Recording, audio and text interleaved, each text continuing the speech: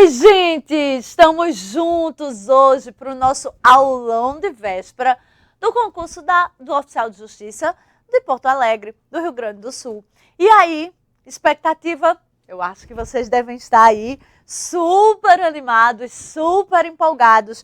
Espero que eu encontre vocês muito seguros, muito tranquilos da provinha maravilhosa que eu tenho certeza que você terá amanhã, tá? A gente viu o edital inteiro, a gente trabalhou todos os pontos do edital, nós fizemos todas as questões do IBAD, nós trabalhamos todas as palavrinhas-chave.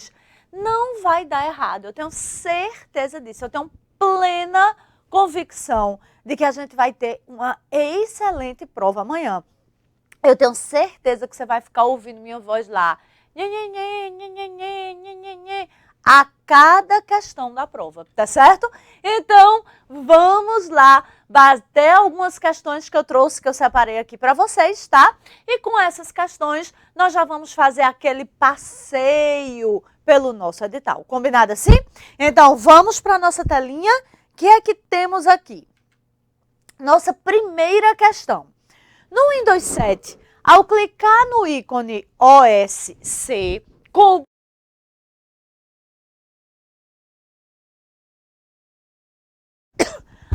desculpa, abrirá uma tela com algumas das opções abaixo.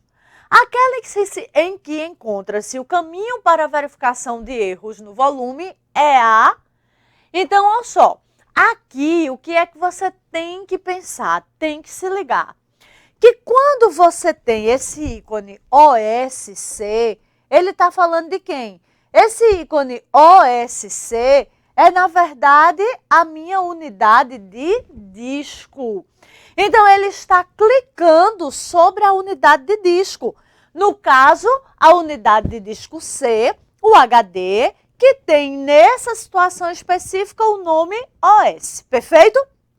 Aí ele foi, selecionou, clicou com o botão direito do mouse. Quando ele clicou com o botão direito do mouse, vai aparecer aquele menuzinho, o suspenso, né? Então, vai aparecer o menu suspenso. E ali no menu suspenso, vai aparecer a opção propriedades. Lembra que eu falei em sala de aula, memorize a telinha de propriedades, tanto quanto for arquivo, quando for diretório, quando for unidade de disco. Lembra disso? Eu disse a você, eles amam a telinha de propriedades, tá certo? Então lembra e muda de acordo com o elemento selecionado. Quando é um arquivo, tem determinadas opções. Quando é um diretório, já tem outras opções. Quando é unidade de disco, já tem outras opções. Então, lembra de cada uma, tá certo? Aí vai aparecer uma telinha e qual delas vai ter a opção para verificação de erros no volume do disco? Que a gente também viu isso. E a gente viu que quem fazia essa função era o ScanDisk. Lembra que eu falei isso lá na aula de introdução de software, de sistemas operacionais? E o ScanDisk é o utilitário que vai fazer o quê? Verificação da unidade de disco. Então, ele exatamente verifica a unidade de disco para ver se tem erros. Se tiver erros, avisa no fim. Não foi isso que nós vimos? Então, lá no fim, ele vai dizer, tem erro em tal, tal, tal e tal lugar. Perfeito? Então, essa é a ideia do ScanDisk. E onde é que esse ScanDisk está? O ScanDisk está na guia Ferramentas. Então, na guia geral, você vai ter algumas informações acerca do disco. Nome do disco, sistema de arquivo que está usando, quanto está livre, quanto está ocupado, coisas assim. Na parte de hardware, você vai ter informações acerca do equipamento em si. Em ferramentas, você tem um acesso aos utilitários. Na guia segurança, você trabalha as permissões, lembra? E na guia compartilhamento, você vai trabalhar a parte, como o próprio nome sugere, de compartilhamento da unidade. Perfeito? Então, assim sendo, nossa respostazinha é a letra C de casa. Até aqui tudo bem? Próxima questão. Usando o Windows 7, Carlos deseja localizar um caractere especial. A ferramenta mais indicada para tal é o mapa de caracteres. Ele reside numa subpasta chamada Ferramentas do Sistema. Para chegar a essa subpasta, Carlos clica em Iniciar, lá na logo do Windows, na barra de ferramentas do Windows. Depois clica em Todos os programas e abre a pasta. Que pasta? Que pasta? Então, ó, decoreba de menu. Mas, se você lembrasse lá da nossa aula de introdução, lá na aulinha de introdução, eu já coloquei para vocês que nós tínhamos que mapa de caracteres e todos esses programazinhos que vêm junto com o Windows, eles são o quê?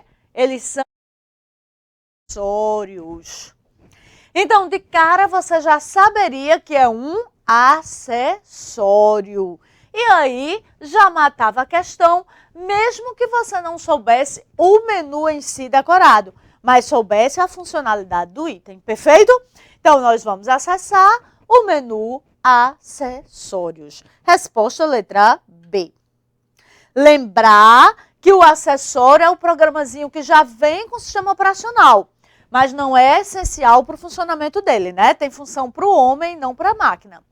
Aplicativo é parecido com acessório, só que ele vai ter função, só que ele vai ser instalado separadamente, perfeito?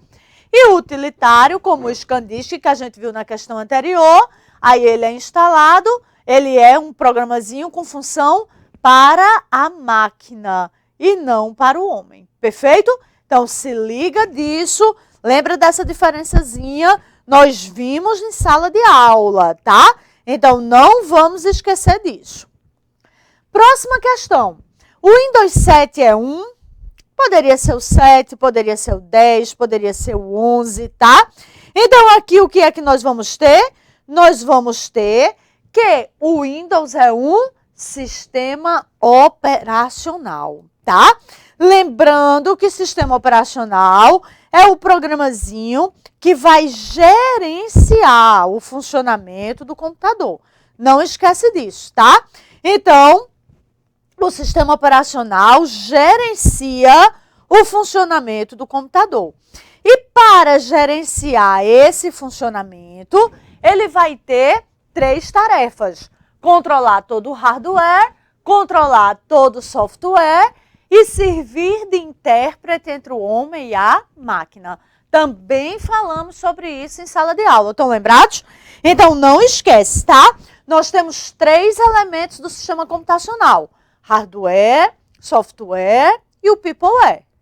Sistema operacional vai controlar todo o hardware, todo o software e servir de intérprete entre o homem e a máquina. Então, tudo isso nós vimos em sala de aula, quentinho para você. Perfeito? Aí, próxima questão.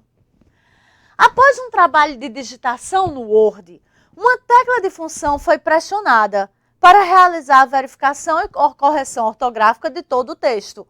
Essa tecla de função foi...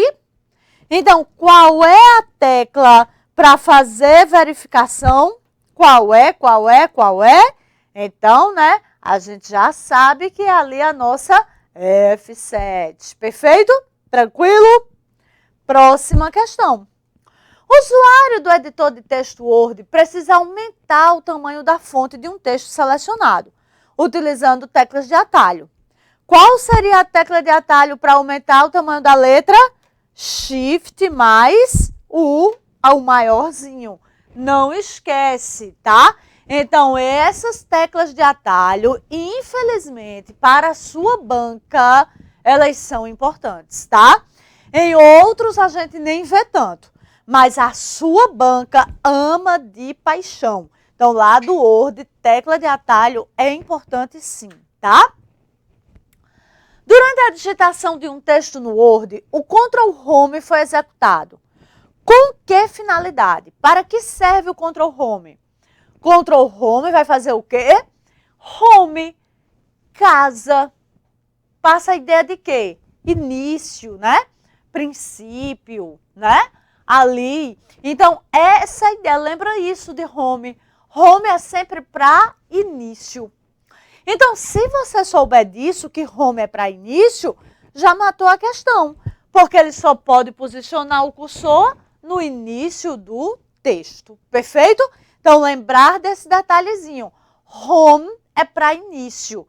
Então, toda vez que você tiver essa tecla, você já sabe que provavelmente vai ter alguma relação com o início de algo. Tranquilo? Próxima questão. No Excel, temos uma planilha, na qual encontramos células com os seguintes valores. Eu falei isso em sala de aula. Eu falei. Mas a gente fala e você não escuta. A gente sabe, né, como é que funciona o nervosismo de vocês. Então, eu vou insistir mais uma vez. Essa parte de Excel, para você, é simples. Você vai ver que a sua banca cobra sempre as mesmas coisas. A sua banca cobra funções bem simplesinhas, tá? Não tem que ficar assustado, não tem que ficar elucubrando, viajando na maionese, não precisa, não precisa. Tô falando bem sincero, tá? Falei lá na aula e vou falar aqui. Não tem que se aperrear com Excel. O que cai de Excel para vocês é bem tranquilo, é bem delícia, não tem que se aperrear. Tá joia? Tranquilo? Aí o que é que nós vamos ter aqui? Nós vamos ter, ó, essa expressão.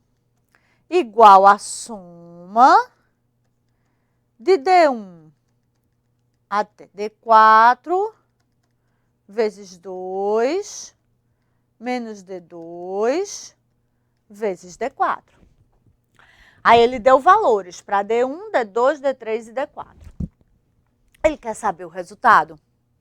Então, quando não tem nomezinho na frente, quando não tem, a gente já sabe que não é função, é fórmula. Fórmula. E aí, nesse caso, a gente tem duas coisas. A gente tem a função e a fórmula, não é? Então, nesse caso, você resolve primeiro a função.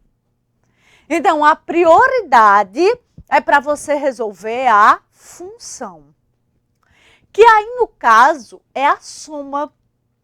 Aí, o que é que você tem que saber? Ó, que 2 pontos significa até. Ponto e vírgula significa e, né? Para células alternadas, para células salteadas.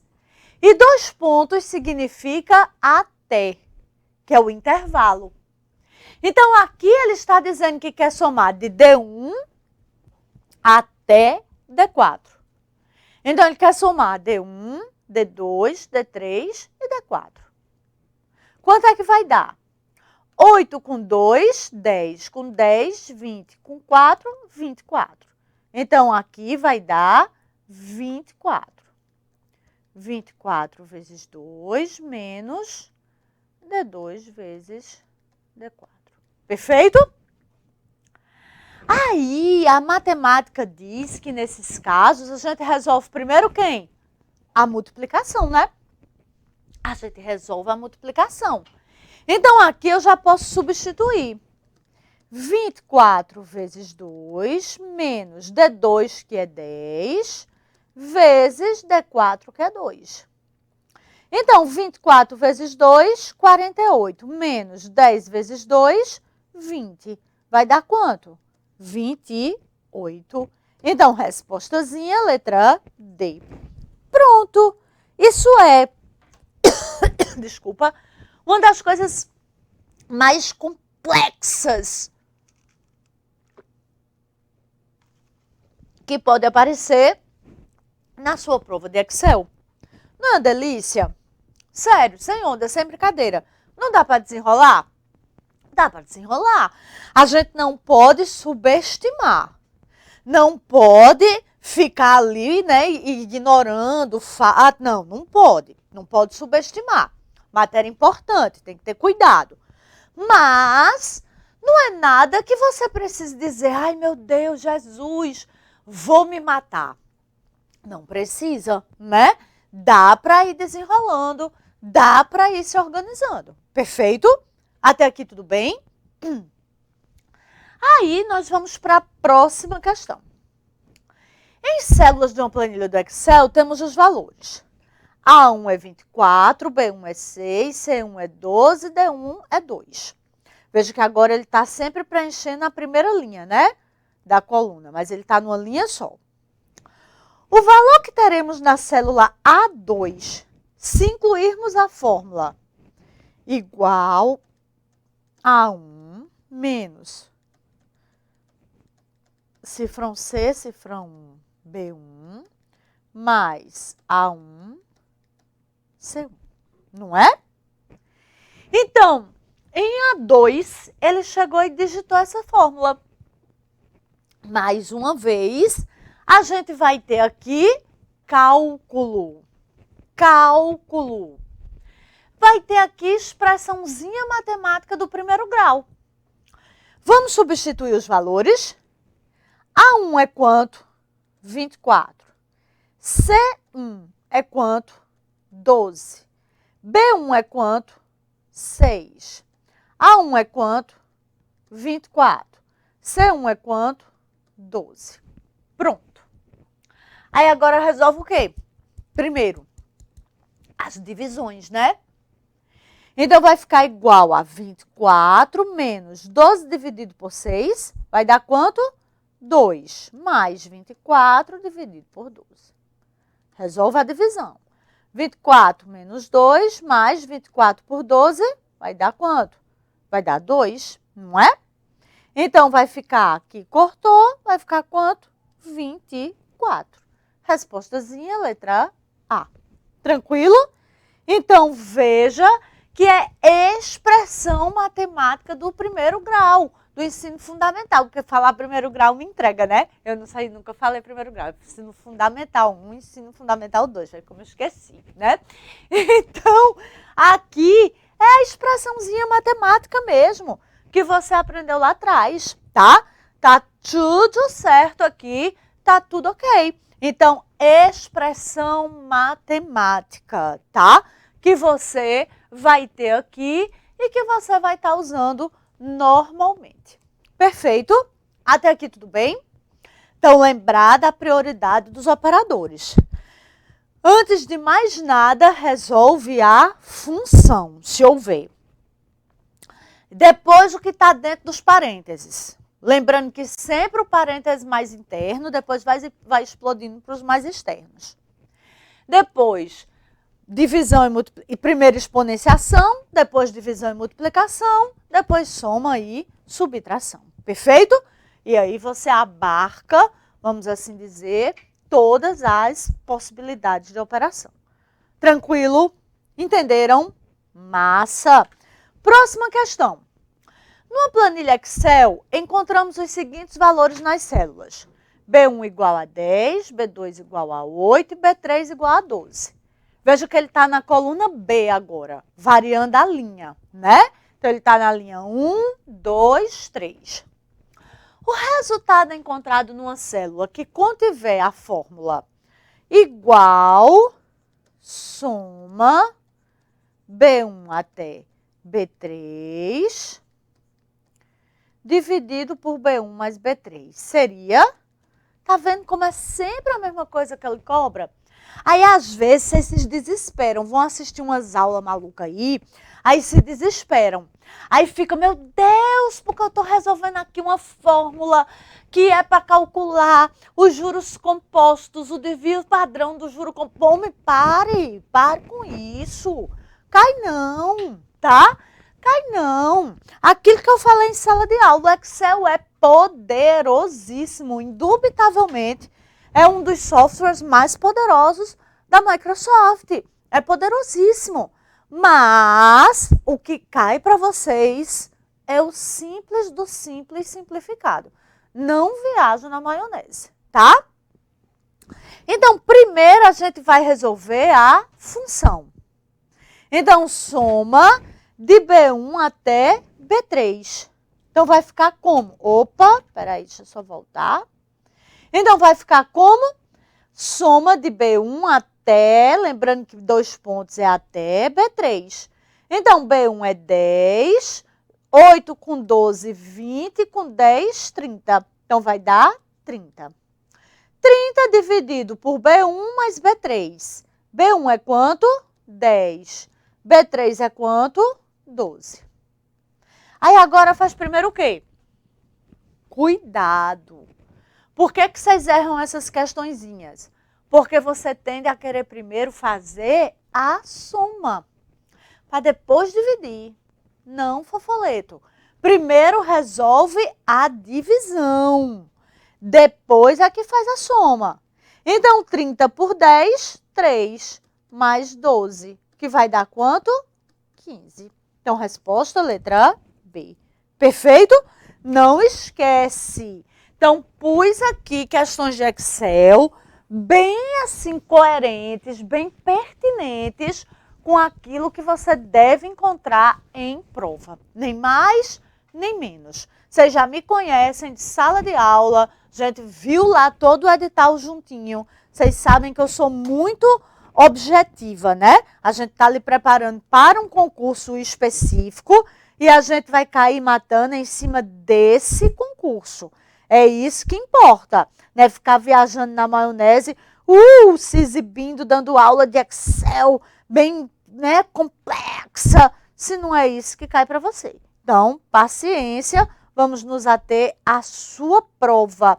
Nosso objetivo, meu objetivo, porque eu sou interesseira, é vir comemorar com você a sua aprovação. Nada mais, nada menos do que isso, tá? Sou interesseira. Então, eu sou daquele tipo que está interessado no churrasco com vinho que você vai me pagar na sua nomeação. Combinado assim? Show de bola? Quero vir mesmo, viu?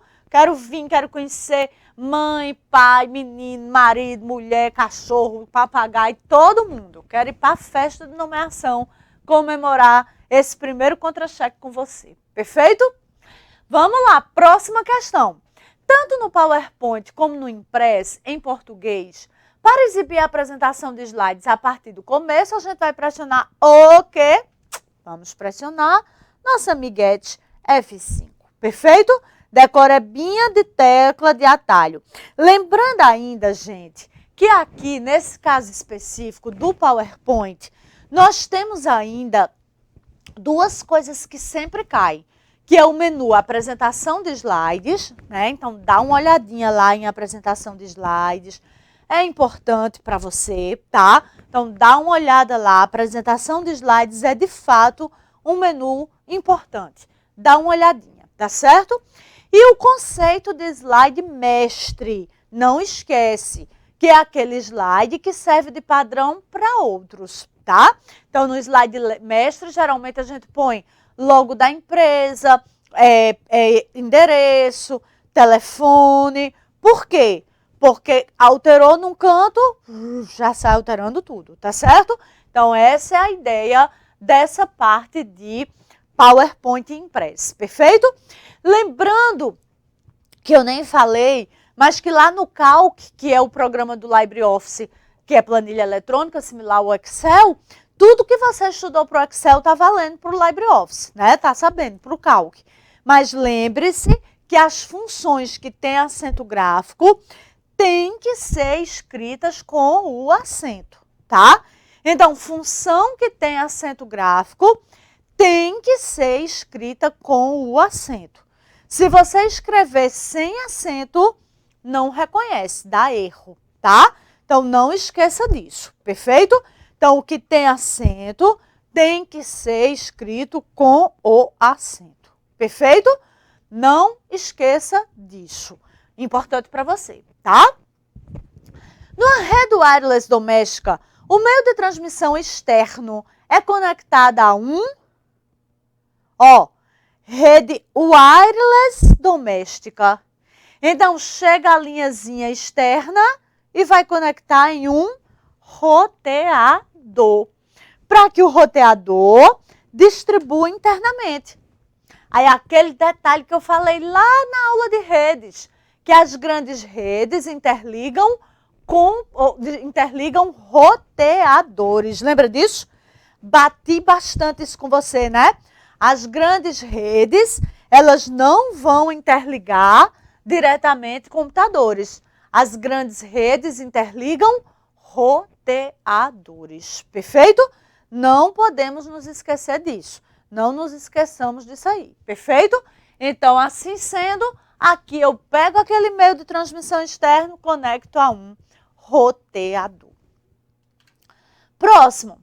Nas redes de computadores, os membros são identificados por um endereço chamado de endereço IP, né? Que é o Internet Protocol. Então, não esquece. Lembrando que eu também massacrei isso para vocês na aula, mas vou reforçar. Nós temos 4 tipos de endereço na rede. O endereço físico, também chamado de endereço MAC, que é o número de série da placa de rede do computador. O endereço desculpa, deixe-me beber aqui uma aguinha. O endereço lógico, também chamado de endereço IP. O endereço das portas dos protocolos e o endereço específico, que é a URL. Lembra? Que é o endereço de um recurso na rede. Então, não esquece, 4 tipos de endereço nós utilizamos nas redes. Perfeito? Próxima questão. Codificando seus dados através de um algoritmo baseado em uma chave, que também será usada para decodificá-los, você está utilizando? Então, aquele recurso que brinca de misturar de um lado, desmisturar do outro. O que é que nós temos aí? Criptografia, né? Como é que eu sei que não é assinatura, Manu? Ora, porque ele falou bem claro, o algoritmo que vai fazer o quê? Que vai codificar e depois decodificar. Então, isso é típico de quem? Da criptografia. Lembrando que nós temos o programinha que criptografa e descriptografa, a gente chama de chave. E a chave pode ser pública ou privada, perfeito? Pública, domínio de um grupo, privada, de uma pessoa só. Show? E lembrar que aqui nós vamos ter ainda que essa criptografia pode ser simétrica ou assimétrica. Simétrica quando é igual nas extremidades, né? Então, o que é que vai acontecer? Você tem o mesmo programa, a mesma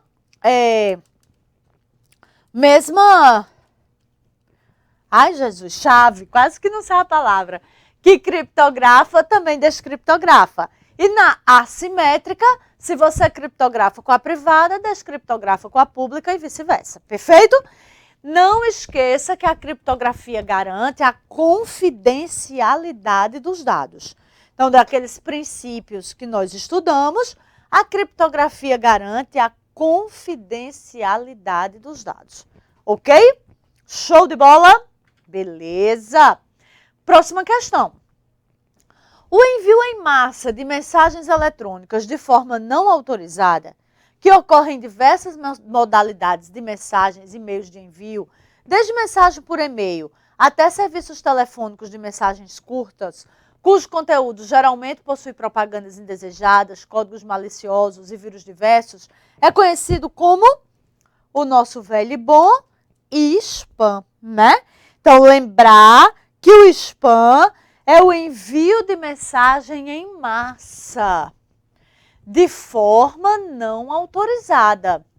Então, veja que ele até explicita isso na questão, envio de mensagem em diversas formas, ó, em diversos meios. Então, cuidado. Muita gente às vezes pensa, porque é só o spam é só por e-mail. Não, não. A gente fala muito o e-mail, porque é o objeto principal do nosso estudo. Mas aqui o spam é o envio de mensagem. Em massa. Não esqueça disso, em massa.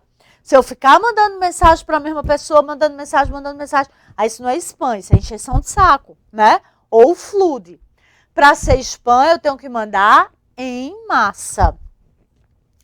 E de forma não autorizada. Ou seja, a partir do momento em que você autoriza, você aperta lá o botãozinho e permite, acabou, bebê, né? Autorizou. Agora já não é mais spam. Perfeito? Não esqueça disso, tá? Até aqui tudo bem? O que mais que vamos ter? Redes de computadores conectadas à internet são alvos de invasões por parte de hackers. A ferramenta para permitir o acesso à rede apenas por endereços autorizados é, então, lembrar da nossa amiga Firewall, que é outra queridinha da sua banca. Então, qual é a ideia desse Firewall?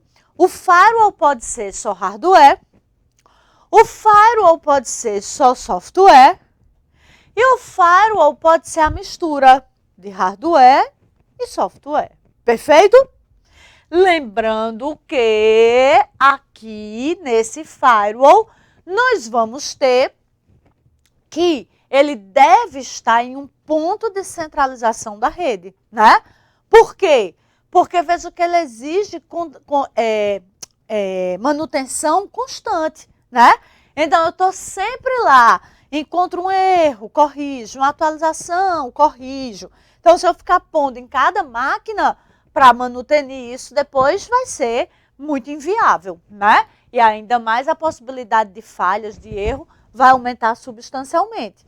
Então, o que é que acontece? Deixo como tá, tá? Faço como tá. E aí, a gente vai ter essa firewall aí permitindo entradas e saídas e devendo ficar em um local centralizado. Porque aí eu corrijo no canto só, ajusto no canto só, caso seja necessário. Perfeito? Beleza? Próxima questão. Qual o conceito da definição não repúdio? Tá vendo como a sua banca cobra aqueles princípios? Eu tenho vontade de rir às vezes. Por quê? Porque eu fico ministrando aula disso e muitos de vocês pensam, cai nada. Tá vendo que não vai cair essas coisas? Cai nada, complexo demais, né? Pô, cai, fofolete. Tá aí, ó. Tá vendo? Tá aí. Então, cai sim, tá? E tá a prova para você de que cai, tá? Então, não esquece. Então, aqueles princípios, confidencialidade, integridade, autenticidade, não repúdio e a disponibilidade. Perfeito? Então, não esquece, tá? O que é que a gente vai ter aqui? A gente vai ter os princípios básicos, tá? E aí, o que é que nós vamos ter? Presta bem atenção. Confidencialidade, garantir que só terá acesso útil aos dados quem deve ter. A integridade, garantir que o estado do dado só vai ser alterado com permissão. A autenticidade, garantir que quem realiza a operação é quem disser. E o não repúdio, garantir que a autoria não poderá ser negada. Ou seja, garantir que depois que algo foi alterado, que algo foi realizado, ninguém possa chegar e dizer, não, não fui eu não. Então veja que o não repúdio muitas vezes envolve várias técnicas associadas. Muitas vezes não vai ser uma técnica só. Eu vou ter várias técnicas. Por quê? Exatamente por esse motivo. Porque você vai tentar se cercar de cuidados para que depois que algo foi feito, não possa mais ser negado. Perfeito? Essa é a ideia. E por fim, a disponibilidade, que é garantir que os dados e serviços vão estar disponíveis quando e para quem devam estar. Reforçando quando e o para quem. Não é estar disponível sempre, nem para todo mundo. Existe um quando e um para quem. Perfeito?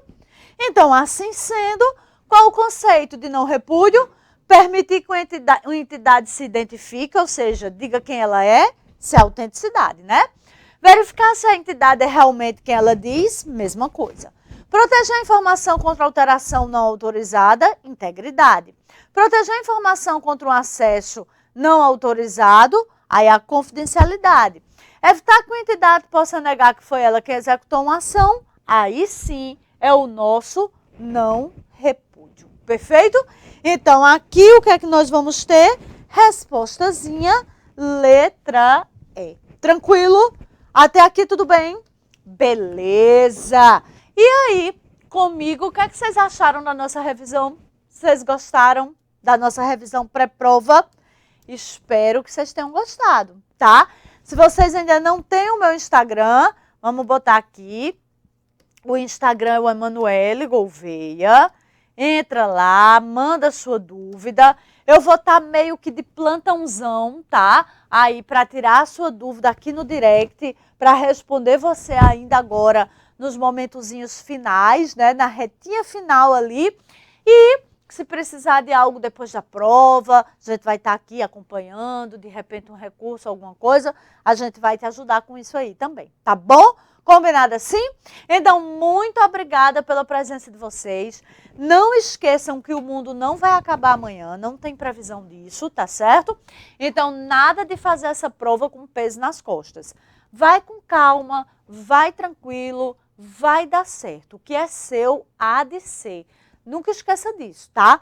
O que é seu tá guardado, há de ser, e nada nem ninguém vai tirar de suas mãos. Então, você fez o seu melhor e amanhã você vai colher os frutos do que você plantou. Combinado assim? Perfeito? Então, super boa sorte para vocês. Estou aqui com um pensamento positivo. Foi um prazer inenarrável conhecê-los nessa caminhada. E, ó, segura na minha mão. Eu tô com você. Até o dia da sua nomeação. Combinado?